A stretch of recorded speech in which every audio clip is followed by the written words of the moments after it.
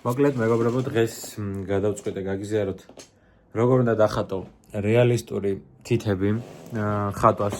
მე ვარ, ვინც არ ვიცნობთ, ხო, მე ვარ ტატუ არტისტი ლევან კანკია და ასევე ვმუშაობ ასეთ მსგავს ნახატებზე. აი, ერთ-ერთი მათგანი შემიძლია ახლავე განახო.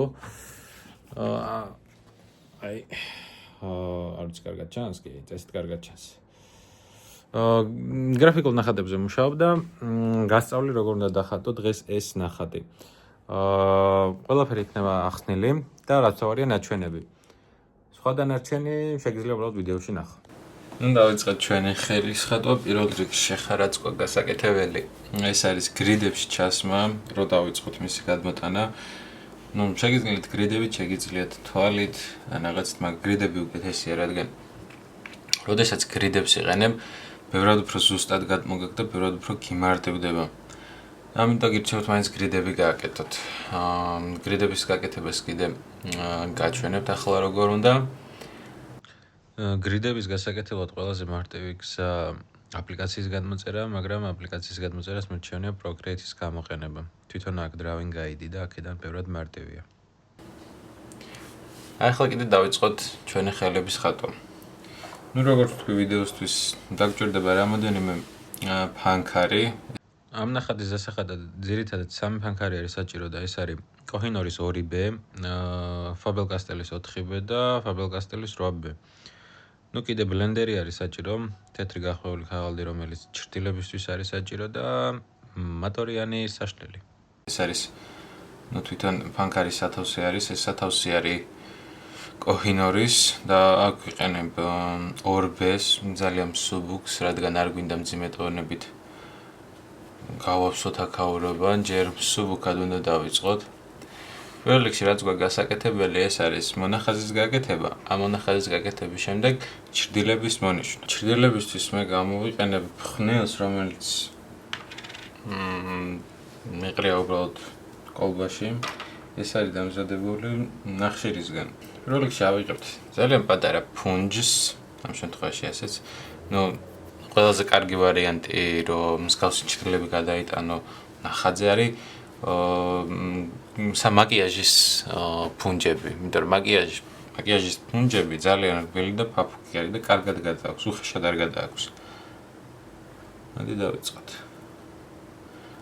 დღეს ესეც კი გამოგვადგება. დავიწყოთ ზევიდან. აქ გვაქვს ჩრდილები. აქედან იწყება. კი, ფანქრით ხატვა არის, მაგრამ ფანქრის ხატვის დროსაც შეგვიძლია გამოვიყენოთ ფუნჯი. აქედან ამოდის ჩრდილი, განაწილებთ. აქ ყველაზე დიდი ტონალობა ჩრდილების. მოგვიწევს მისი საკმაოდ ჩამოქება, მაგრამ არა გადამოქება.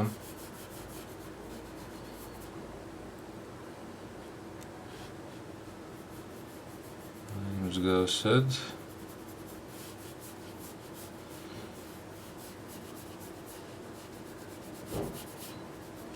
მაქვს ასეთი პატარა საშუალება, რომ უფრო მძიმედ დავსვა ჩრდილები.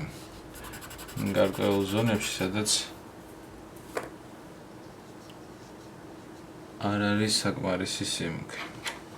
ამისათვის გამოვიყენებ 4B-ს. გადავშტრიხავ.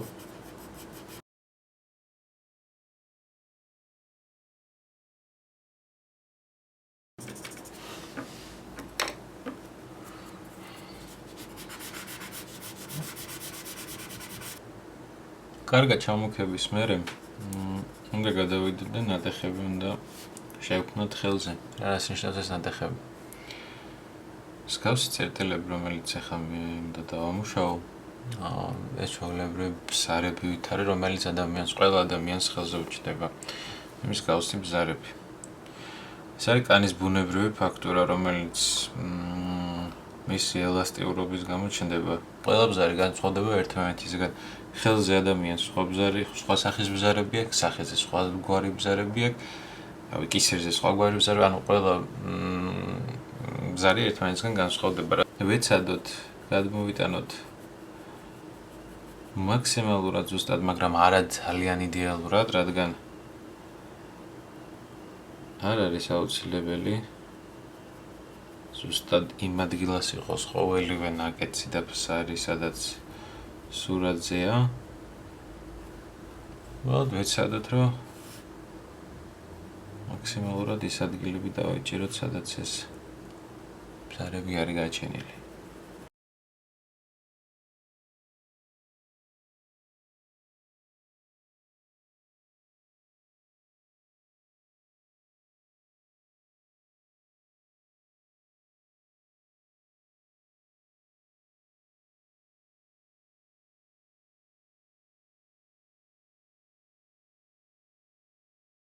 ახლა უნდა დავუსვათ ოდნავ თეთრები და ამისთვის გამოვიყენებთ ფანქარსაშლელს. ღია ტონების დასასმელად არის ძალიან კარგი, მაგრამ არ გჭირდება ძალიან ბევრი სულკად.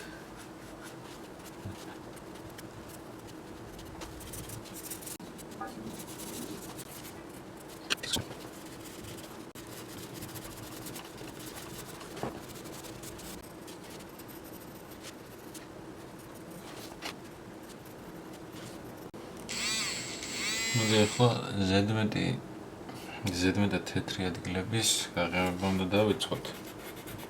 და ამისაც დაგახმარება ტურბოსაშლელი. მაგრამ ჯერ ამ ტურბოსაშლელს დახმარებით სანამ ჩავთავთ. ძალიან მსგავსი ადგილები ამოვათეთროთ სუბუქად.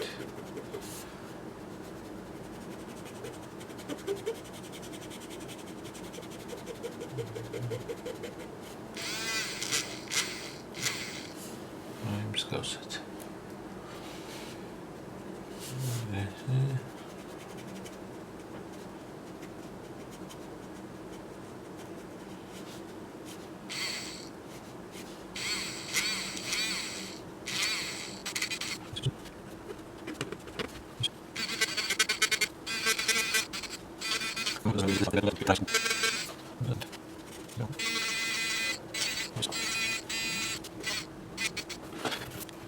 თუ ძალიან ჭყიალა გამოვა, ძალიან მარტივად თითის გადასმით შეგვიძლია, რომ ტონი შევცვალოთ და გავაღიავოთ. ჩავნელებულ ადგილასაც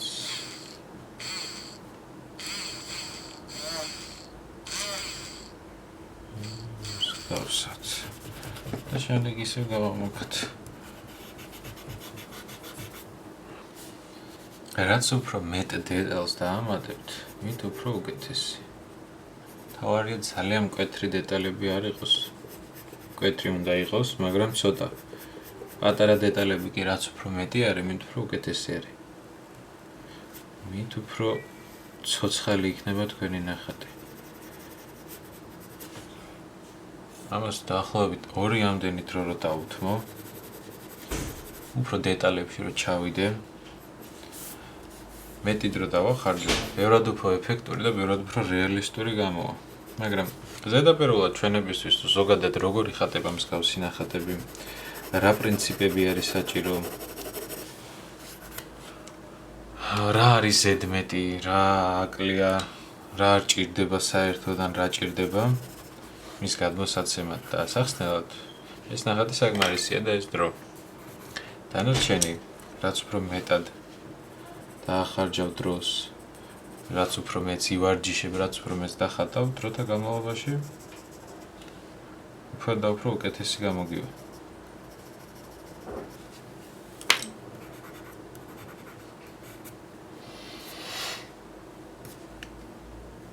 შეგვიძლია პატარ-პატარა ჩამქებები კიდე დავამატოთ სუბუქად.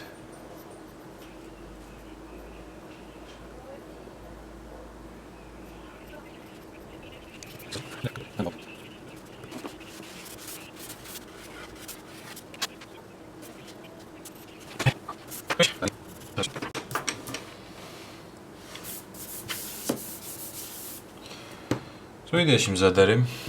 ნუ დღეისათვის სულ ეს იყო და გახსოვდეს, რაც უფრო მეც დახატავ, რაც უფრო მეც ივარჯიშებ, რაც უფრო მეტ დროს დავუთმობ ნახატს, მით უფრო უკეთესი გამოვა. პრინციპები და სხვა დანარჩენი. კი, მე ვწერ ვიდეოს, მე გიხსნი, მაგრამ ყველაზე მთავარი სხვა დანარჩენი პრინციპები, ის პატარა წვრილმანები, რა დეტალები, რაც შეიძლება ან მე არ ვიცოდე, ან ვიცოდე და არ გამახსენდა, ან სხვა მსგავსი წვრილმანები, რაც შეიძლება ნახატს დააკლდეს, ეს უნდა აღმოაჩინო შენით. იდეაში სწავლა და თვითგანვითარება პირველ რიგში შენზეა დამოკიდებული. მენტორზე, რა თქმა უნდა, დამოკიდებულია, როგორ აგიხსნის და როგორ გაგაგებინებს და როგორ გაჩვენებს, მაგრამ საბოლოოდ მთავარი ხარ შენ. თუ არ გააკეთე, რამე არაფერი არ გამოგება.